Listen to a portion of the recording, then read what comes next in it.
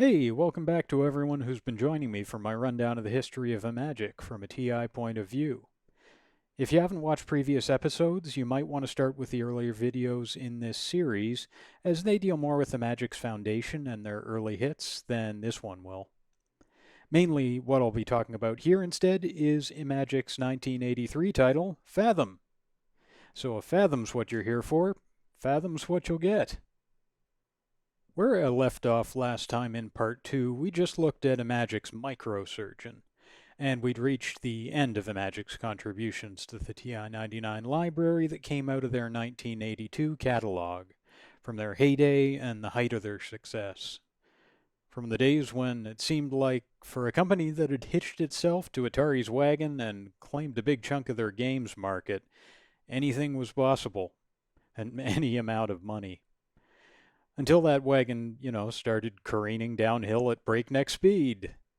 One takeaway from the observation that the end of '82 was pretty much the end of Imagic's heyday is just that their heyday was not very long. It began on March 17th, 1982, when they started shipping their first 3 cartridges for VCS, and it ended with the game market turmoil of November and December '82, in which bad news for Atari and Mattel both forced them to postpone their IPO and evaluate their position in the market. So it was not a particularly Merry Christmas at Imagic. Basically, it was 8 months between cartridges starting to fly off shelves and the bad news starting to pile up.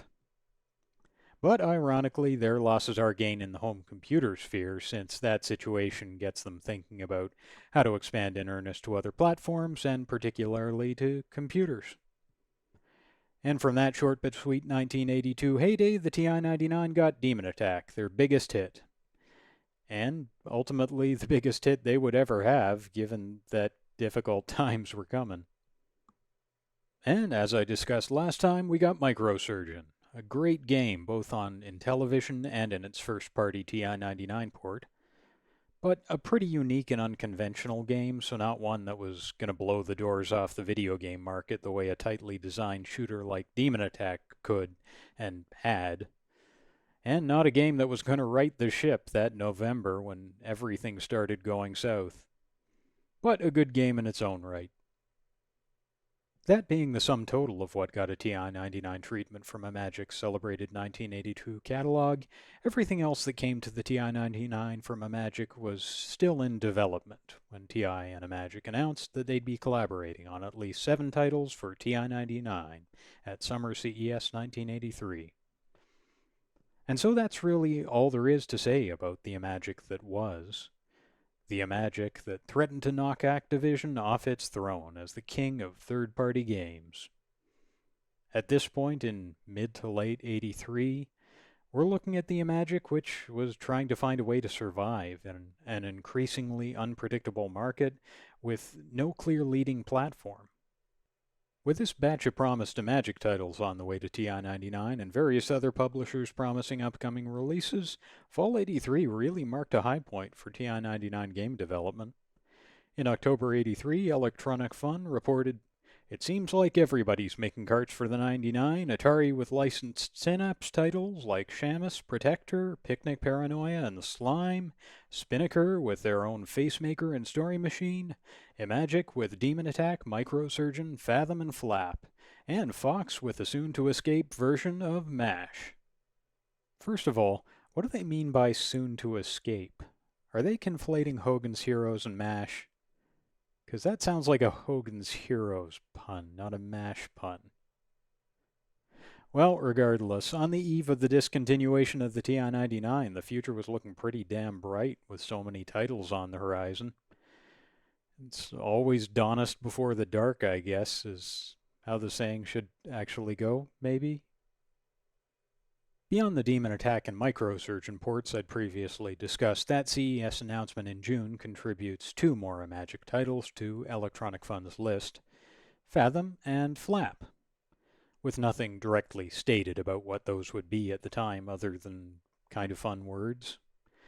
though pre-release promotional materials for the 2600 version of Fathom were circulating around that time, so attentive folks could have inferred from that what was coming in turn to the TI-99 via what was coming to 2600. On the other hand, whether TI-99 Fathom was going to be anything like the 2600 version was yet to be seen. The 2600 version was developed by Rob Fulop, and he was one of the era's masters of making that platform do the impossible. A version for a system as different as the TI-99, of course, might be something else entirely. After all, Intellivision and TI-99 versions of Demon Attack looked and played almost nothing like the 2600 version. The 2600 version of Fathom was scheduled for an August '83 release, which was announced in Imagic's Numb Thumb News fan newsletter earlier that year. And what we got, as you can see here, was a rather odd adventure title where you need to collect items across multiple screens in distinct water and air environments before running out of time and energy. But if I'm looking at this promotional blurb at Summer CES '83, I haven't really got a clue what they're on about. You're a magical seagull, grab speeding clouds, blackbirds, and volcanoes, huh? Kind of a game that needs to be played to be understood. Though you'll need to read the manual to know how to play it, and the manual doesn't make much sense. Well, that's VCS Adventures for you. Seriously, though, it plays pretty well, looks good, and has a simple enough concept. Though Rob Fulop has explained subsequently that the design came about pretty willy-nilly. In a modern interview, he said, "Fathom started with a neat picture that Michael Becker drew of a dolphin jumping out of the water. He drew this graphic, and we made a game out of it.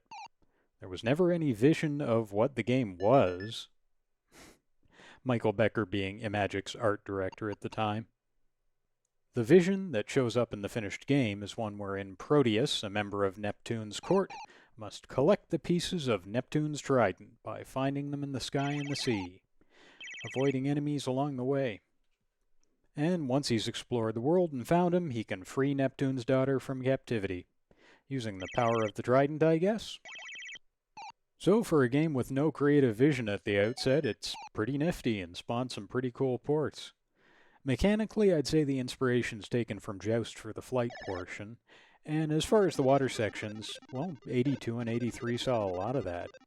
Activision had just released its game, Dolphin, recently, and Mattel had recently released Shark.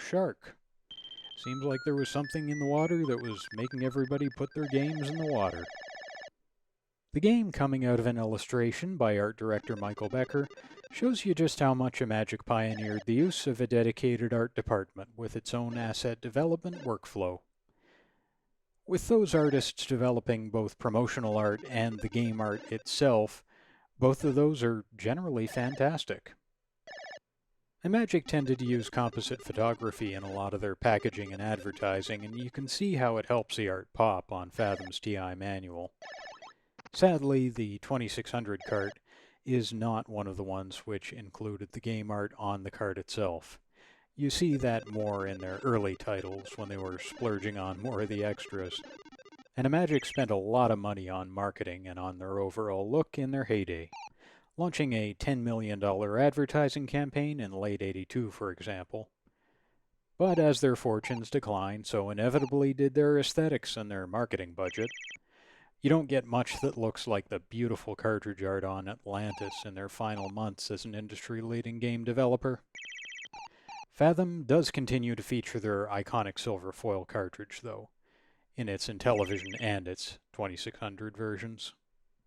So the 2600 version was the first out of the starting gate, but let's talk about the other places Imagic planned for this title to end up. Imagic's promotional materials show versions for Atari 5200, Intellivision, ColecoVision, Atari Computers, and TI-99 4A planned.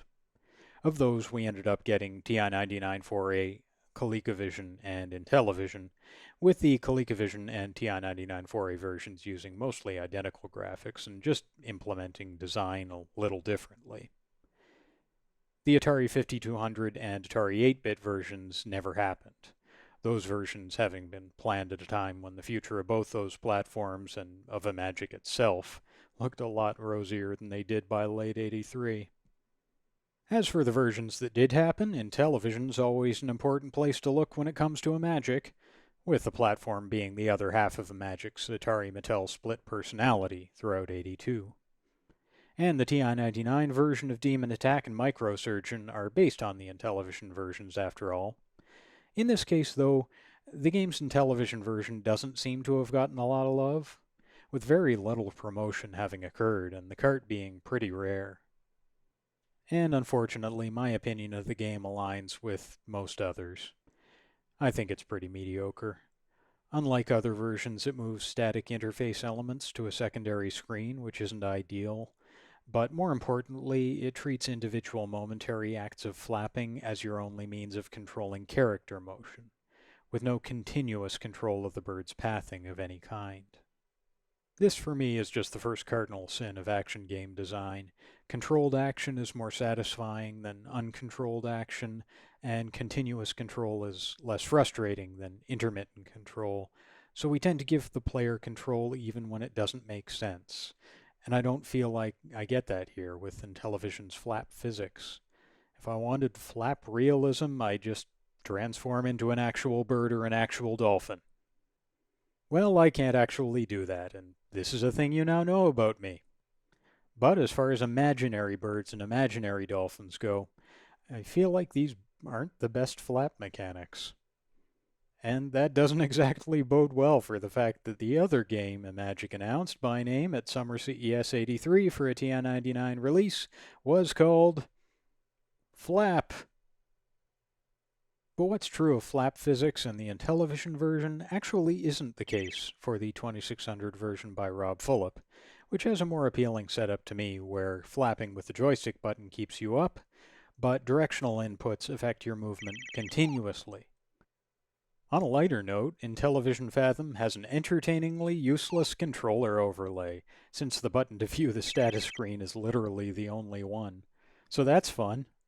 There are a lot of expensively useless things in game collecting, and this is definitely one of them. But usually it's the ColecoVision version of any multi-platform game which is the one most relevant to the concerns of 99ers, since it shares TI's sound and graphics chips with the TI-99 4A. The familiar consequences of those commonalities being that the TI-99 and ColecoVision versions, that I'm never going to come up with a way to say that doesn't infuriate me. The ColecoVision version and the TI-99 versions share almost all their game assets in common. Though that's also a consequence of Imagic having an art department that coordinated asset creation across multiple platforms, and it's furthermore a consequence of the fact that both were first-party ports done by Imagic itself, rather than farmed out in the way TI's Super Demon Attack had been. And thank God for that. So the Coleco and TI-99 versions look very, very similar. And some screens are straight up identical. But having been developed by different people for different platforms, they play quite differently. The TI-99 version controls more like the 2600 version, with flapping controlling your elevation, and the joystick controlling direction and lateral motion, while the Coleco version controls more like the Intellivision version, with only flapping producing movement and no finer motion control. And I've already told you which of those two approaches I think is better. So, crazy as this is, thank goodness the TI-99 version plays more like the 2600 version than like a Coleco version that looks almost identical to it, and could have been identical to it if the programmers had shared notes. But I guess it's a good thing they didn't in the end for the sake of my enjoyment of the TI version. As for who's responsible for each of these versions, the TI version credits Neil Mackenzie in the manual, a developer who also appears in the credits for Imagic's Star Wars the Arcade game for ColecoVision and 2600 later on, and his name being among the names hidden in the code for those games. He wasn't one of the Imagic's lead developers of the day, though, so not an individual whose relationship to the company we know much about. One thing reinforcing the fact that Neil was working on the TI-99 version, though, is that there appears to be an NM Easter egg on the TI-99 version's title screen. Making it more conspicuous is the fact that it's unique to the title screen of the TI version. The otherwise identical area of the Coleco title screen is missing it. The Imagic guys were big on Easter eggs, so that's no surprise at all. The Coleco version was developed by Mark Vorsanger, who's had a pretty notable and lengthy game development career. But what's maybe a little more interesting about the game credits from the Coleco version is the credit to Imagic's Matt Cerconi for the game art, which, as I say, is common to the TI-99 and Coleco versions, save minor differences like the NM Easter egg. And knowing what we already know about Neil Mackenzie, the Matt Sarconi credit is useful information, since if we further explore the title screen of the TI-99 Fathom, we find another green-on-green tile, this time repeated twice, where MS is written. So I think Matt put his mark on the screen as well. There's another MS tile pattern in memory during this screen, but it's unused as far as I can tell. Having complained about the ColecoVision and Intellivision versions, what do I think of the TI-99 version? Well, I think it's pretty great. Coming out at a time when both the Imagic and the TI-99 were busy crashing out of the market, it didn't get much publicity and attention. But for one, the UK's Computer and Video Games magazine gave it 9s and 10s across the board in its review.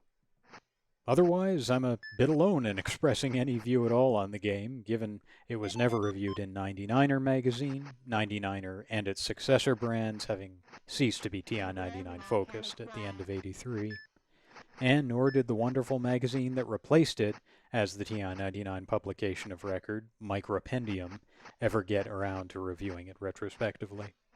So I guess it's left to me to have the final word on whether this game and this port is up to snuff. Towards that end, let's ask some questions about the game. For example, what is it trying to do, and does it do that thing good? Well, like I said earlier, the developers themselves evidently weren't sure what the game was supposed to be doing, at the outset anyway, beyond, there's this dolphin, and it jumps out of the water. But I think for me, that's pretty much precisely its charm. In a generation dominated by games where you're progressively under more dire attack from an inexorable infinite force of enemies, a game whose basic structure is you fly around touching clouds. It's kind of refreshing. I have a real affection for games which take some of the conventional gaminess out of games, and this is one of them for me. The TI-99 version also makes some really solid control decisions, as I say. Namely, as a bird, you have continuous control of motion and direction of motion via the joystick, or the direction keys, while flapping controls your elevation, which just controls more easily than treating each flap as a burst of directional energy, for me. The TI-99 version also makes a slight tweak to its swim mechanics that I think is good. In the 2600 version, the joystick button is used to flap your fin to swim underwater as a dolphin, and the TI-99 version evidently reasoned it was pointless to have a button you just have to hold down to move, and so it got rid of that. You just push a direction to move in that direction. Genius. To be fair, this doesn't detract from the 2600 version's control scheme for me, but I'm in favor of not having control mechanics that just don't need to be there. Another control mechanic the TI-99 version got rid of that people might differ on is the ability to press down to descend more rapidly as a bird. In practice, I'm not too worried about this. In the 2600 version, the effect of pressing down is pretty minor. It's not a rapid dive like the ColecoVision version implements. Boy, I hate saying ColecoVision version. Anyway, so I don't feel like it's absolutely something that needs to be there. But if I were designing the game from the ground up, I think I'd go with the 2600's approach and make the bird descend quicker when pressing down. Of course, this being an Imagic game, voice synth is a feature. So we do get helpful voice indications of where we need to go or what we need to worry about. All of them done in a woman's voice. Which makes sense, given this is Neptina, the daughter of Neptune, talking to us. Free me, mortal. Beware the evil octopus. Go forth. Beware the volcanic blast. Funnily enough, this game is the opposite of TI-99 Demon Attack as far as voice synth goes, in that the surviving playable beta of the game contains no voice synth, while the final product does, where Demon Attack contained voice synth in beta, which was removed for release. So let's just be glad this one got the voice synth added instead of taken away. Otherwise, the beta version of TI-99 Fathom doesn't hide anything all that interesting and is mainly just a work-in-progress version of the game. The title screen hasn't been added yet, for one thing. The volcano screen hasn't been finished. The octopus hasn't been added to the final screen. But the aid screen actually does have one interesting thing to show us. Namely, there's an extra line in the game direction saying that as the dolphin, you should press the joystick button to swim, just like in the 2600 version. So that may have been a design intention at some point, which was fairly quickly dropped, since that isn't the case even in the beta itself. TI-99 Fathom's final version contains 9 levels in total, and it's one of the few games for the system, consequently, that inherently has an ending. The world layout and the trident locations are not randomized, so replay value could be limited by that. But on the other hand, you're not likely to remember where every piece of trident on every single level is, given each level's world map contains 58 screens by my count and based on my own mapping of it. So beating it isn't necessarily the end of its appeal. It has a good difficulty curve, with trident pieces being farther from your starting location and more often underwater in later levels, like that bastard level 5 where they're all underwater. I'd say the difficulty is just about right, with level 9 being genuinely pretty hard. There will be a gameplay recording of a complete game, levels 1 to 9, posted along with this video for interested players who've never seen the whole thing. One caveat about difficulty curve is that high score competition doesn't really have long-term viability, since bonus score is just based on energy remaining, and it's pretty trivial to max this out on any level but 9. While maxing it out on level 9 is possible if you've really mastered the controls. A minor caveat though for me, since this isn't the sort of game I play for high score. I appreciate this kind of adventure specifically for its relaxed, ungamey sensibilities, so I'm definitely not worried about turning it into an optimal tournament competition game. Anyway, I appreciate that Imagic's contributions to the TI-99 library brought some real innovation to the platform. Microsurgeon and Fathom are interesting designs which aren't just generic to the era. They're very much not just another space shooter. So I have some pretty positive associations with that classic Imagic font when I see it on a TI-99 card. Incidentally, it's a variation on a 1978 font called Company by Martin Waite. So that's now 3 games that came to the TI-99 from Imagic, all of which I appreciate. 1 more received a commercial release, and 2 more survive, so I'll be getting to those soon. Thanks for watching, folks. Did you enjoy Fathom? Does it make sense to you? Are early 80s adventures just a relic of their time that should be left there, or do they still have something to teach us? Tell me what you think in the comments. This is Pixel Pedant signing off.